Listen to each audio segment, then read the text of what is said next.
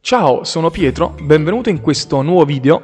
Ti illustrerò per prima cosa i concetti che sono alla base dell'analisi fondamentale. Successivamente impareremo ad utilizzare tutti gli strumenti che possono essere utili ai fini di capire la validità o meno di un asset finanziario e quindi nello specifico di un'azienda.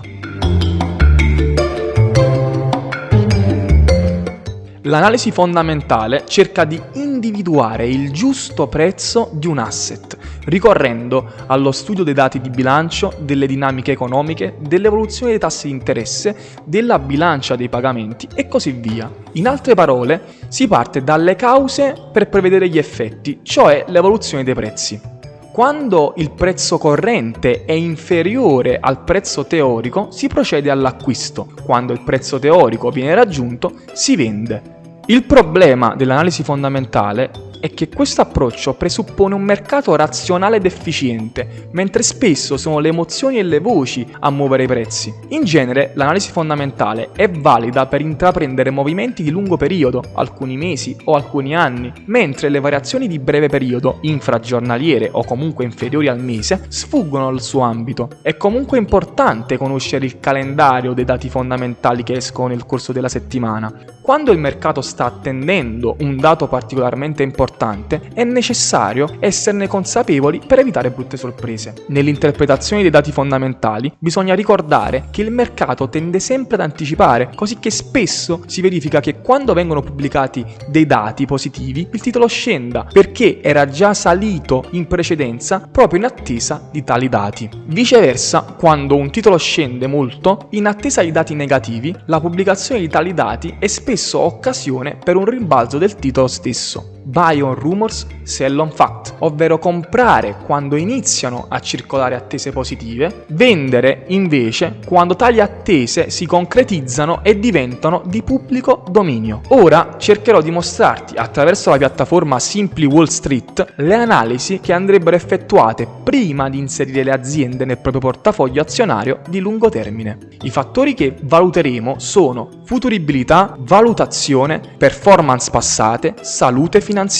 Nella sezione 1.1 abbiamo Share Price vs Fair Value. Il prezzo delle azioni è l'importo più alto che qualcuno è disposto a pagare per il titolo o l'importo più basso per il quale può essere acquistato. Va distinto dalla quotazione di mercato che rappresenta il valore effettivo di un titolo. Il fair value ne costituisce il valore teorico, cioè un valore giusto che neutralizzi i fattori non economici come l'emotività e gli altri che condizionano il valore effettivo per restituire un prezzo il più possibile oggettivo. Il fair value, oltre a rappresentare un riferimento per i flussi di cassa futuri, trova la principale ragion d'essere proprio nella discrepanza con il prezzo di mercato corrente. Se quest'ultimo è maggiore del fair value, il titolo ha una quotazione sovrastimata, se è minore è sottostimata. Nel caso specifico che ti sto illustrando attraverso la piattaforma Simply Wall Street, stiamo analizzando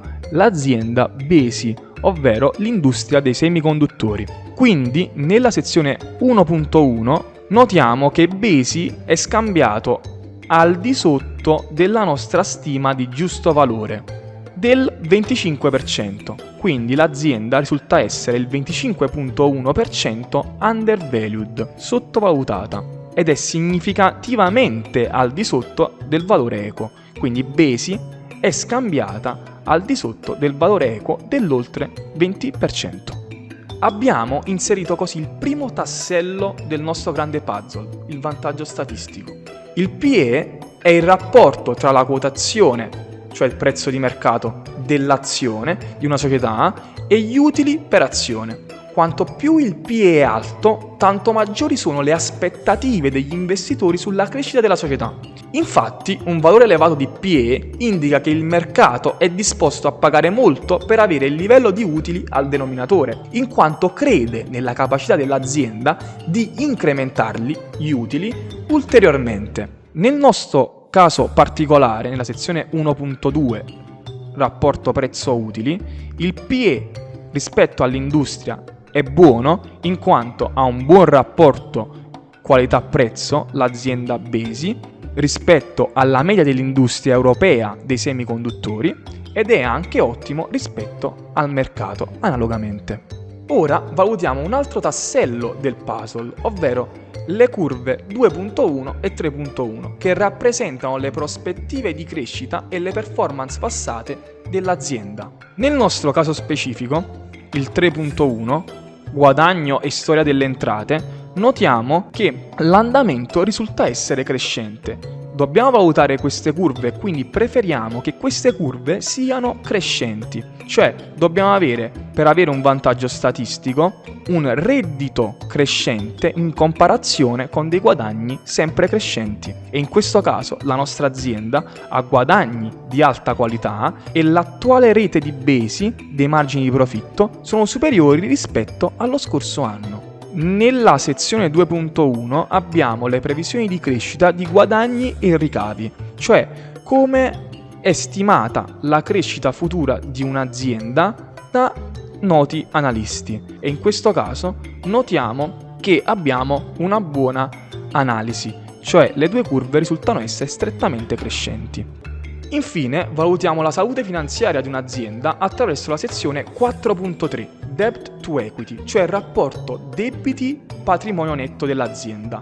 Tale curva inciderà sulla valutazione del rischio della compravendita di azioni dell'azienda stessa. È opportuno in questo caso che l'equity, ovvero l'equità, risulta essere maggiore del debito e in questo caso notiamo una conferma dal nostro grafico. La linea blu rappresenta l'area dell'equità, mentre la linea rossa rappresenta il nostro debito.